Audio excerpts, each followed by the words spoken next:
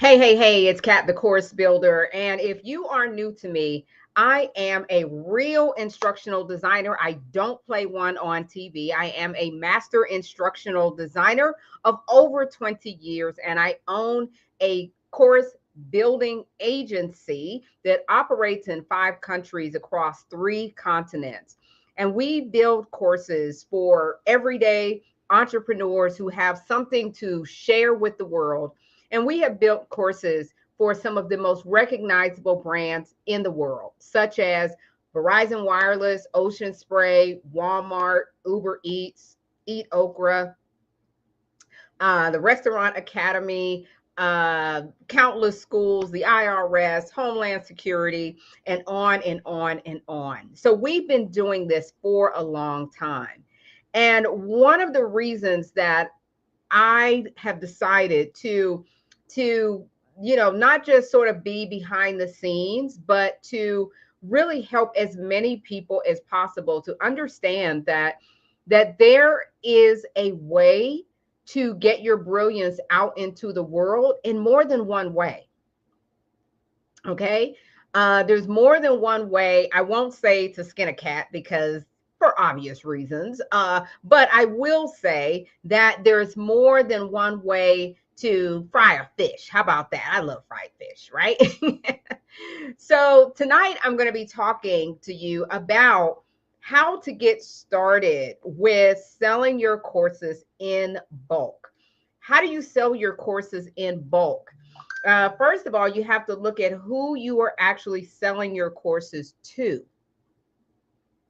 So, if you recall way back in the day, when online courses really became super prevalent across the internet waves and really began to take precedence as the number one way to get informal learning and informal training, there began a term called selling one to many, right? Or teaching one to many. And back in the day, that was absolutely the case. Like you could sell dozens and dozens, if not hundreds, of courses at one time. There was a novelty to it, and it was a lot easier back in the day. Well, some things have happened since then that have changed the game just a little bit. And one of those things that has changed is just the way consumers purchase courses, not whether they purchase courses, because the course building industry is doing nothing but growing. It's not shrinking, it is growing. And it is an over $300 billion a year industry, and it is expected to grow up to 400 billion in the next 20 years. It is growing and growing and growing. So people are still buying courses. The difference is, how are they buying courses? How are they buying courses, right? So people are buying courses in different ways now. It used to be that they had to go to their favorite guru or content creator or someone like that, or coach, in order to get their courses and to learn from them. Well, now things have changed.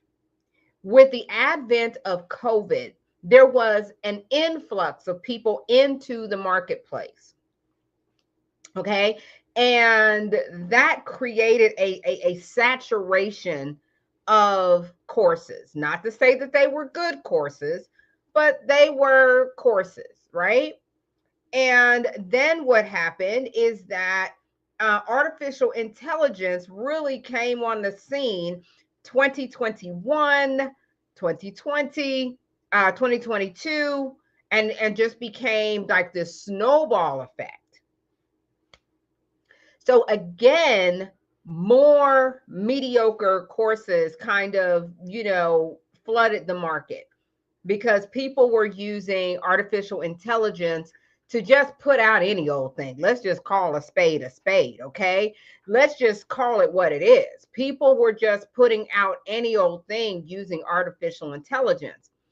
And the marketplace responded. The marketplace reacted to that and said, wait a minute, we don't want garbage. We are buying courses. We want courses, but we don't want something that's generic, that's boilerplate, that's something that you created, right, in under 2 minutes, but you're going to sell it to me for $500 or $1,000.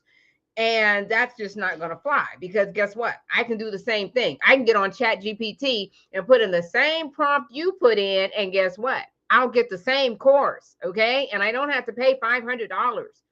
The marketplace figured that out. So what does that mean? And how does that affect your ability to sell one to many? Well, the marketplace, because of how it has caught up to COVID and how it has caught up to artificial intelligence, they have really kind of demanded that they want a certain type of course. They want a course that involves you. Okay. They want a course where they have some live interaction with you, even if it's a little, they still want to have some FaceTime with you. Okay. And because of that, it's slowing down your process. You're no longer really able to just kind of put your course out there and turn your back and walk off, right? And go do something else. Now you got to spend a little bit more time. It takes time. The pace has slowed down a little bit because more time is having to be spent nurturing the audiences and helping them to see that you really are the real deal. Because with artificial intelligence, the fact of the matter is people don't know what's real or what's Memorex. Okay, I know I'm dating myself, but you know, those of you all who get it.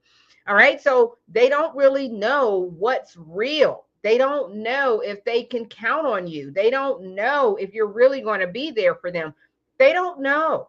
So the market has responded by saying, I want to see your face. I want to see your face. Okay. So they are buying more courses where there is a hybrid experience as opposed to just a course online. And if they purchase a course that's just an online course, they expect it to be drastically discounted. Okay. So what's happening is a lot of people who are building courses are discounting where they shouldn't be and not discounting where they should be. Okay, so that's what's happening there. Okay, so let's get into the new way to sell one to many. Okay, the new way to sell one to many is by selling in bulk to businesses. And I'm telling you, this is going to be really, really important with the changes, the structural changes that are happening in politics, that's happening come next year. We don't really know how the market is going to respond to that. We don't know how the consumer market is going to respond to it. If there's going to be a slowdown, if there's going to be a shutdown, we don't know. So my recommendation is that you make sure that you diversify your expertise. Diversify your expertise and how you are monetizing it, okay? So yes, continue selling to the consumer, absolutely. However, diversify with also selling in bulk to businesses. Businesses are going to need to continue to skill up their workforce, okay, to help them to gather skills that are not really in their wheelhouse to do. So they need you. They need your programs. Businesses are going to continue to need to train their people and possibly for different roles, for different responsibilities, as even they get ready to tighten their belts and maybe possibly have to do more with less. They're going to have to train their people how to do that. Change management, project management, leadership skills, time management. All of these types of courses and more are going to be even more so needed. So you're talking about selling to companies, and not just companies, but also schools, home schools, micro schools, co-op schools, charter schools, private schools, public schools. They are all going to be experiencing the ripple effects of any disruptions, let's just say, to the Department of Education. There is going to be a ripple effect in that area. If there are changes to the curriculum in such a way that wide swaths of parents and educators say, not my kid is coming home, my kid is not going to be subjected to whatever is going on in there, that means that they are going to need curriculum. They are going to need enrichment programs, because their kids are not in school. They want different enrichment programs. They don't want to offer the same thing over and over and over and over again. They want variety. They want to be able to offer programs in entrepreneurship, in budgeting, in time management, in college preparation, all kinds of topics. And that's where you come in. Selling one to many doesn't have to be many consumers. It could be, but it could also be selling many licenses to schools, to nonprofits, to government agencies, and to small businesses who do not have people on staff like me, an instructional designer. They don't have instructional designers on staff. Instructional designers are expensive. They cost a lot. Okay. So a lot of businesses don't have instructional designers on their staff. However, they need the training. They need to be able to do that. And so that is where you come in.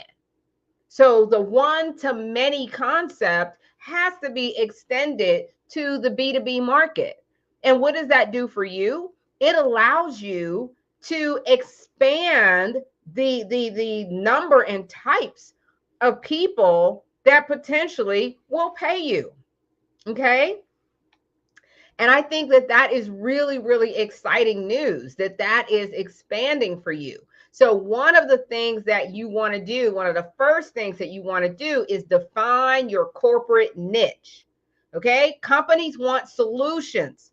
They want solutions tailored to their specific challenges and industries. So I want you to think about the industries that you could potentially affect. What industries need you? What groups of people could use what you have? And think about the industries attached to that. Think about the businesses attached to that. So your corporate niche is going to be different from your consumer niche. Okay. Who you sell B2B is going to be different from who you sell B2C. Okay. So you want to rethink your ideal client. Your ideal client may look completely different from your consumer ideal client. Okay. So that's the first thing I want you to think about. The second thing I want you to think about is that you want to align your current course objectives with corporate outcomes. That is totally, totally different. Companies prioritize training that delivers measurable results for them. Okay, that is different from the consumer market. The consumer market is not really all that interested in measuring their results. They want to get results, but they don't necessarily need to measure results. But companies like numbers, right? So how I want you to think about your course is is how can your course help to reduce onboarding time? How can it help to increase retention? How can it help to improve upon leadership skills? Right? Think about how you can help a company, organization, a team, a school to save money, to make money if they're a for-profit business, to save time, right? Because we know from economics class that time actually is money, right? The time value of money. So we want to use metrics with when you're selling to companies, when you're selling in bulk licensing to businesses and school, you want to talk about knowledge retention. You want to talk about employee performance and operational efficiency. See, that is the language of companies. So for example, right, you may have a learning objective for your individual, right, your consumer avatar, but for your business avatar, you're going to say something like, by the end of this course, employees will achieve a 20% reduction in project completion time. Something along those lines, and how your course can help them to achieve that. Okay, how your process can help them to achieve that. That doesn't mean that your process has to change from what you do in the consumer space. It might be completely the same, but you're going to talk about it differently. Okay, then you're going to make sure that your course is professionally delivered. Okay, corporate clients expect a seamless delivery and a professional experience, period, point blank. Okay, so there's several ways to do that, but you want to actually think about the fact that companies are not going to send their people to Teachable to take your course. Companies are not going to send people to your Thinkific site. They're not. Okay, they're not going to send their people to your Kajabi site, your school site, your any of those platform sites. Okay, they're not going to send it. Think about it. When you're on your job, does your job say, hey, I want you to do this compliance training and head on over to Teachable? They're not going to do that.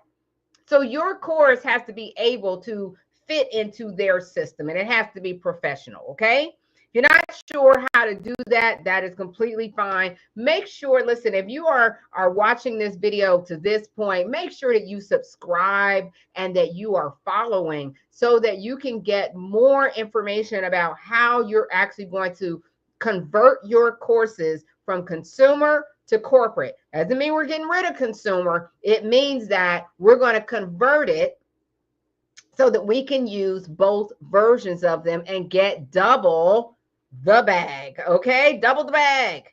Next, you're going to ensure that compliances are met.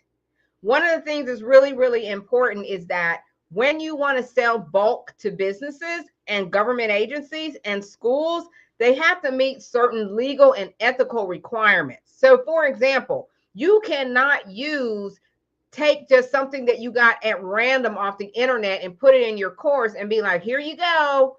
No. Companies want to know that you are acting ethically, that you took the time to make sure that the information, the sources that you are using are copyrighted. Are making sure that you are following the copyright guidelines. Do you have permission to use it?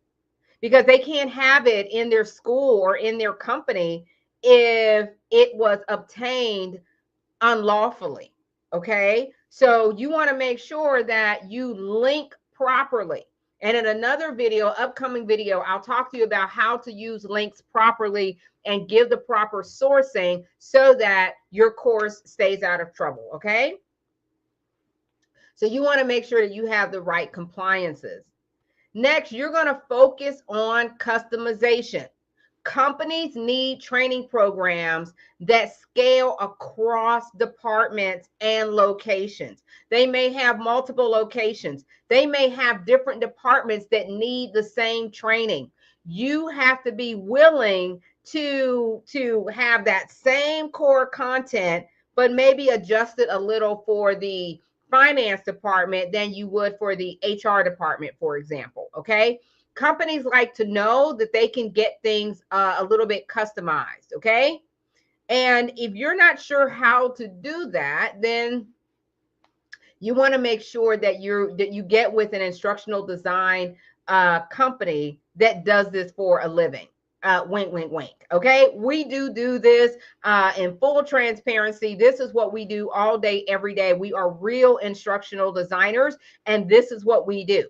Okay, customizing content depending on the department, the needs. It doesn't need to be hybrid. Does part of it need to be in person?